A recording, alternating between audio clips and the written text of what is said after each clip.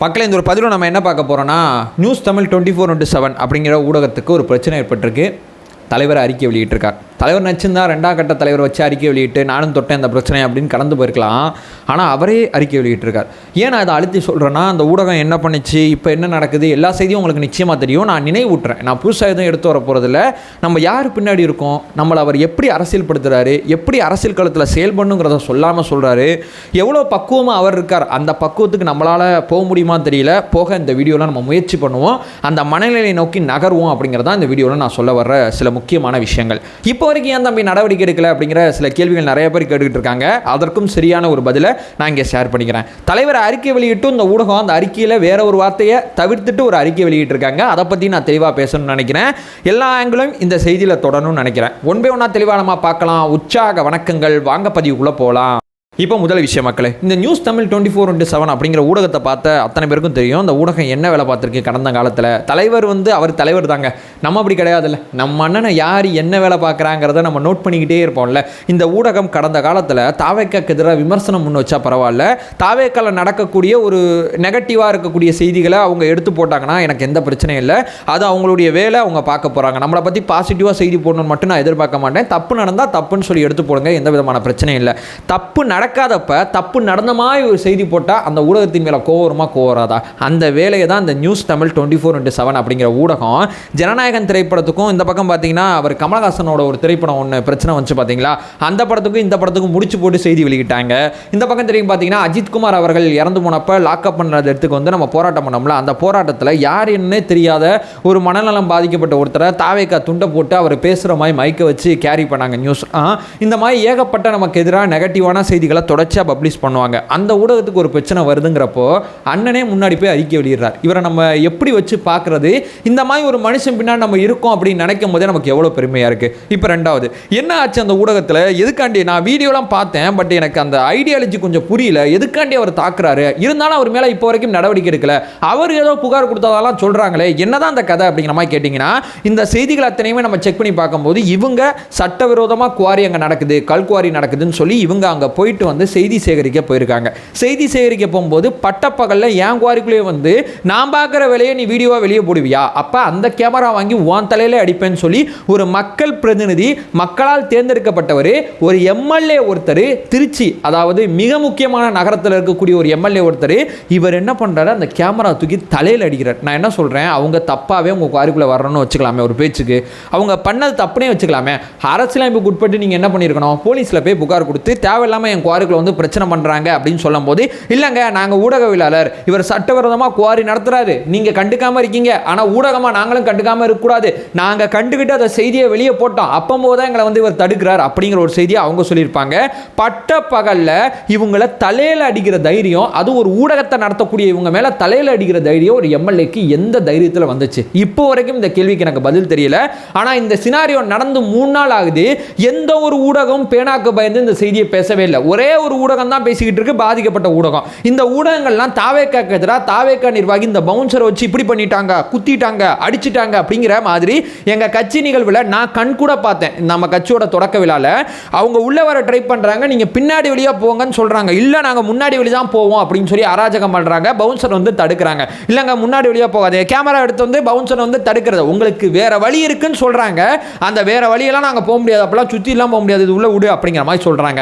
So இந்த மாதிரி அவங்க நடந்துக்கும் போது இவங்க என்ன பண்ணுவாங்க, இவங்களுடைய அசோசியேஷன் மூலமா பவுன்சர்களை விஜய் அடக்கி வைக்கணும், விஜய் அவர்கள் இப்படி நடந்துக்க கூடாது அப்படிங்கிற மாதிரி செய்தி வெளியிடுவாங்க. இன்னைக்கு உங்க கூட பயணிக்கிற உங்களை மாதிரியே செய்தி சேகரிக்க போன ஒருத்தருக்கு பாதுகாப்பு இல்லாம ஆளுங்கட்சி பிரமுகர் தாக்கியிருக்காரு. ஆனா இப்ப வரைக்கும் இந்த செய்தியை போடாம ஒரு அமைதியா சும்மா அடிச்சிடாங்க, வேற எதுவும் கிடையாது அப்படிங்கிற மாதிரி கடந்து போறீங்களே, நீங்களாம் ஊடகமாயா? தெரியாமல் கேட்குறேன்.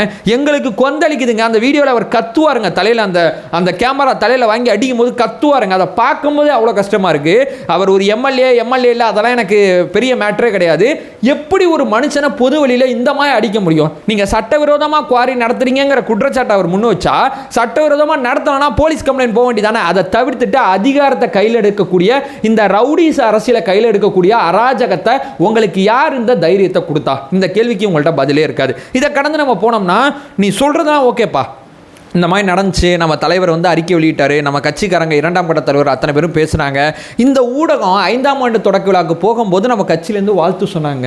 இவன் பொழுதனைக்கு நம்மளை தான் திட்டிக்கிட்டு இருக்கான், இருந்தாலும் வாழ்த்து சொல்கிறாங்க. அவங்க மனப்பக்குவத்துக்கெலாம் நம்ம போகிறதுக்கெலாம் இன்னும் டைம் ஆகும் போல், எப்பா நம்மளால முடியாதுப்பா அப்படின்னு சொல்லுவாங்கல்ல. ஆனால் எப்படின்னா உன்னால் இப்படிலாம் இருக்க முடியுது, இந்த மனநிலை எப்படி வந்துச்சு எனக்கு தெரியல. நம்மளை பற்றி எதிராக பேசுகிற ஒருத்தர் நல்லா இருக்கணும் அப்படின்னு நினைக்கும் போதெல்லாம் என்னால் இதை புரிஞ்சிக்கவே முடியல அப்படின்னு நம்ம சொல்லுவோம் பார்த்தீங்களா. அதெல்லாம் வேற லெவல் மைண்ட் செட் அப்படிங்கிற ஒரு விஷயத்தை நான் இங்கே ஷேர் பண்ணிக்கிறேன். அதை கடந்து போனீங்கன்னா இந்த ஊடகத்தை நடத்தக்கூடிய இந்த மாதிரி விஷயங்கள் அத்தனையும் போயிட்டு இருக்கும்போது இது வரைக்கும் ஆளுங்கட்சியிலேருந்து எந்த நடவடிக்கையும் இல்லை. பொன்முடியவர்கள் மேலே கூட நடவடிக்கை எடுத்துட்டாங்க, இவங்க மேலே நடவடிக்கை இல்லை. நீதியை உறுதி செய்யணும்னா திமுக நடவடிக்கை எடுக்கணும் தானே. ஆனால் திமுக நிதியை உறுதி செய்து அதனால தான் நடவடிக்கை எடுக்காமல் இருக்கு. ஆக்சுவலாக மண்ணு கல் முக்கியமானது, அங்கே இருக்கிற ஒருத்த மேலே நடவடிக்கை எடுன்னு சொன்னால் நான் எடுத்துட்டேன்னா நிதி யார் கொடுப்பா, நீ கொடுப்பியா அப்படிங்கிறத கேட்காம திமுக தலைமை கேட்குதோ அப்படிங்கிறதா எனக்கு தோணுது. எவ்வளோ மோசமாக இருக்குது. பொது வெளியில வீடியோ வந்து பொதுமக்கள் இவ்வளோ பேர் பார்த்துட்டாங்க, அந்த ஊடகமே இந்த செய்தியை ரிப்பீட்டடாக போட்டுக்கிட்டு இருக்கு. அப்படி இருந்தும் இவர் மேலே நடவடிக்கை எடுக்காமல் இருக்கிறதுக்கு என்ன காரணம்? ஆக்சுவலாக அந்த ஊடகம் இந்த செய்தியை எப்படி கொண்டு போகுதுன்னா, இந்த எம்எல்ஏக்கும் எங்களுக்கும் தான் பிரச்சனை தான் கொண்டு போதே தவிர திமுகக்கும் எங்களுக்கும் பிரச்சனைன்னு கொண்டு போகல. ஏன்னா தலைவர் விஜய் அவர்கள் அறிக்கையில் திமுக அப்படிங்கிற வார்த்தை, திமுக எம்எல்ஏ அப்படிங்கிற வார்த்தை இருக்கும். ஆனால் இவங்க எம்எல்ஏ பழனியாண்டி அப்படின்னு மட்டும்தான் செய்தி போடுறாங்க, அந்த திமுக அப்படிங்கிற வார்த்தையை எடுத்துடுறாங்க. நான் அண்டர்ஸ்டாண்ட் பண்ணிக்கிறேன், உங்களுடைய பிரச்சனை எனக்கு புரியுது. உங்களை அடிக்கும் போது உங்கள் ஊடகவியலாளரை தாக்கும் போது இவ்வளோ தூரம் நீங்கள் போராடுறதே அதாவது எனக்கு ரொம்ப பெருசாக தெரியுது. ஏன் தெரியுமா? அடித்தாங்க, வாங்கிட்டு போயிட்டான், வந்தான் போனா ரைட்டு, ஓகே, அந்த செய்தியை கேரி பண்ணாத, விளம்பரம் வராதுங்கிற தாண்டி இல்லை நாங்கள் இதை பற்றி பேசுவோம் அப்படின்னு சொல்லி இவ்வளோ தூரம் இதை பற்றி உட்காந்து பேசிகிட்டு இருக்கீங்க பார்த்தீங்களா.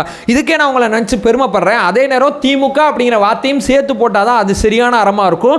அந்த வார்த்தையை தவிர்த்துட்டு அந்த அரசியல் பேசுறது சரியானதாக இருக்காது அப்படிங்கிறது என்னுடைய தனிப்பட்ட கருத்தாக இருக்குது. இதை கடந்து போனால் நம்ம தலைவரை நினைக்கும் போது தான் எனக்கு ரொம்ப பெருமையாக இருக்குது.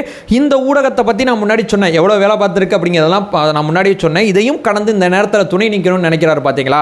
அவர் ஒருபோதும் பார்த்தீங்கன்னா நம்மளுடைய உழைப்பையும் நம்ம நேரத்தையும் அவர் வீணடிச்சதே கிடையாதுங்க. இங்கே எவ்வளவோ தலைவர்கள் தொண்டரோட உழைப்பையும் பணத்தையும் ஏகப்பட்ட விஷயத்தையும் வீணடிச்சு நான் பார்த்துருக்கேன். ஆனால் இவர் எதுக்கு எதை பண்ணணும், எந்த ஆங்கிளுக்கு எந்த விஷயத்தை பண்ணணும், எதுக்கு போராடணும், எதுக்கு அறிக்கை வெளியிடணும், எதுக்கு வந்து நான் மட்டும் தனிப்பட்ட முறையில் போராடணும், எதுக்கு சட்ட போராட்டம் பண்ணணும், எந்த சமூக பிரச்சனைக்கு எந்த ஆயுதத்தை கையில் எடுத்தால் அது தீர்வாகுமோ அந்த ஆயுதத்தை கையில் எடுப்பேன். எல்லா பிரச்சனைக்கும் போராட்டம் ஆயுதம் கிடையாது, எல்லா பிரச்சனைக்கும் போராடாமல் இருக்கிறதும் ஆயுதம் கிடையாது. எங்கே எது தேவையோ அதை நான் பார்த்துப்பேன். உங்களுடைய உழைப்பையும் உங்களுடைய பணத்தையும் உங்களுடைய நேரத்தையும் நான் வீணடிக்க மாட்டேங்கிற நிலைப்பாடில் இருக்கார் பார்த்தீங்களா.